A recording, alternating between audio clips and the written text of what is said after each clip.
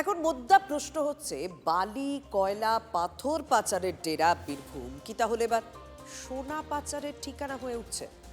টুলু মণ্ডলে ভগ্নিপতি মিনারের বাড়ি থেকে পাওয়া সোনার মিনার সেদিকে ইঙ্গিত করছে। দুবাই সুইজারল্যান্ড থেকে একেবারে বীরভূম। নিরুদ্দেশ কি এই মুহূর্তে টুলু? সেও কি বিদেশে পগার পার? আর তার বেআই পাচারকারী বারিক বিশ্বাস, সবই এক সূত্রে কি কোথাও বাঁধছে police? UEM Jaipur is a perfect target for prospective students aspiring for good jobs, good education with future-ready skills. বিরাট এলাকা জুড়ে দীর্ঘদিন ধরে ঘটছে, তার একটা ছোটখাটো বলতে পারেন টিপ অফ দ্য আইসবার্গ। টুলু মণ্ডলের আত্মীয় মিনারের বাড়িতে দুবাই সুইজারল্যান্ডের সোনা, বালি পাথরের সঙ্গে সোনা পাচারেও যোগ টুলু মণ্ডলের। বালি পাথরের দুর্নীতির টাকা সোনায় ঢেলেছিলেন টুলু। সোনা টাকা মিলিয়ে 50 কোটি শুধু হিমশৈলের চূড়া। জাল রসিদের মাধ্যমে কয়েকশো কোটির মালিক টুলু মণ্ডলের দুর্নীতির পর্দা একটু একটু করে ফাঁস হচ্ছে। বীরভূমের দেউচা বাসস্ট্যান্ডে টুলু মণ্ডলের আত্মীয় মিনার মণ্ডলের বাড়ি। দুরাত ধরে তল্লাশি চালিয়ে মিনারের বাড়ি থেকে তাল তাল সোনা উদ্ধারে বিদেশি যোগ স্পষ্ট। তদন্তকারীরা মনে করছে যে এই মিনার মণ্ডল, টুলু মণ্ডলরা শুধুমাত্র বালি বা পাথর সেই পাচারের সঙ্গেই যুক্ত ছিল না, সোনা পাচারের সঙ্গেও তাদের লিঙ্ক থাকতে পারে। প্রাথমিক তদন্তে উঠে এসেছে, মিনার মণ্ডলের বাড়ি থেকে উদ্ধার হওয়া সোনার অধিকাংশই দুবাই এবং সুইজারল্যান্ড থেকে কেনা। সোনার মধ্যে টেপ লাগানো ছিল, যা শনাক্ত করা কঠিন। তদন্তকারীরা মনে করছেন বিপুল পরিমাণ সোনা শুধু নগদ টাকা রূপান্তরের মাধ্যমে হয়নি, অন্য দিক থাকতে পারে। ইনভেস্টিগেটিং এজেন্সি এই জায়গাটাও দেখবে যে এটা আদৌ স্মাগলিং এর কিনা, ওই অ্যাঙ্গেলটাও দেখবে। তো গভর্নমেন্ট এক্সচেকার মানি দীর্ঘদিন ধরে ফাঁকি দিয়ে এইভাবে ওয়েলথ অ্যাকুমুলেট করা হয়েছে। সিউড়িতে অট্টালিকা, দেউচায় প্রাসাদ, বিশাল লন, দামি গাড়ি, বিরাট বাগান। বাড়ির দরজা খোলে রিমোটে।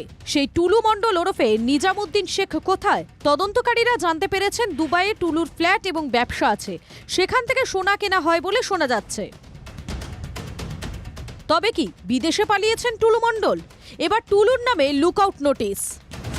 ইতিমধ্যেই পাথর বালি মাফিয়ার নামে গ্রেপ্তারি পরোয়ানা জারি করেছে সিউড়ি আদালত। আইনের হাত খুবই শক্ত, দেখা যাক, লম্বা, নিশ্চয় ধরা পড়বে। বিদেশ চলে গেছেন বলে আপনারা আশঙ্কা করছেন, তার এগেইনস্টে লুকআউট নোটিশ ইস্যু করার কি প্রসেস শুরু বা প্রসেস করে দিয়েছে? আমরা ওই প্রসেসে এগোচ্ছি। অপারেশনে প্রায় 28.5 কোটি ক্যাশ টাকা অ্যান্ড 15 কিলো গোল্ড পাওয়া গেছিল। মোট ভ্যালু সব কিছু মিলিয়ে প্রায় 50 কোটি। টুলুর ভগ্নিপতি মিনারের বাড়িতে কুবেরের ধন। 30 ঘন্টারও বেশি তল্লাশি চালিয়ে 28 কোটি 50 লক্ষ টাকা উদ্ধার হয়েছে। সোনা মিলেছে 15 কেজি, যার বাজার দর প্রায় 22 কোটি টাকা। অর্থাৎ 50 কোটিরও বেশি সোনা টাকা মিলেছে মিনারের খাজানা থেকে, যাকে সরকারি আইনজীবী বলছেন হিমশৈলের চূড়া মাত্র, অর্থাৎ আরও আছে। 50 কোটি বোধহয় ছাড়িয়ে ফেলেছি, 100-র দিকে এগোচ্ছে।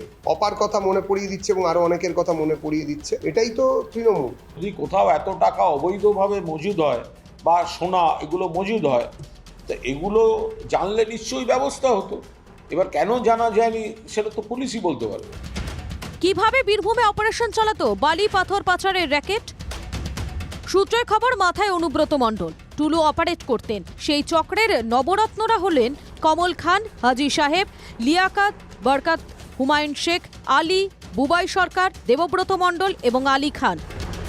শুধু বালি পাথর বা সোনা নয়, গরু এবং বসিরহাট সীমান্তে পাচার চক্রেও টুলু যোগ উঠে এসেছে। বীরভূমে টুলু মণ্ডলের বেয়ায় বসিরহাটের পাচার চক্রের সঙ্গে জড়িত আব্দুল বারিক বিশ্বাস। গরু এবং সীমান্তে পাচারের অভিযোগে একাধিকবার গ্রেফতার হন বারিক। বারিকের ছেলে তৌসিফের সঙ্গে বিয়ে হয় টুলুর মেয়ের, যে বিয়েতে কোটি কোটি টাকা উড়েছিল। সব চোরে চোরে মাসুদো ভাই। আমাদের সরকার এসছে, সমস্ত দুর্নীতি চোরাচালান সবকিছুর হিসাব হবে, তদন্ত হবে, সবাই শুরু হয়েছে। অনেক বড় বড় রাঘব বোয়াল এখনো আছে। বারিক বিশ্বাস মূলত কি কি পাচারের সঙ্গে যুক্ত? গরু পাচার, সোনা পাচার, কয়লা পাচার, বালি পাচার।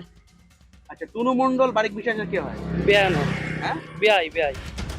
বীরভূম থেকে বসিরহাট পাচারের বৃত্ত অনেক দূর, বেরিয়ে আসছে নতুন নতুন দিক। সুজয় হিমাদ্রি, নূরের রিপোর্ট, TV9 বাংলা।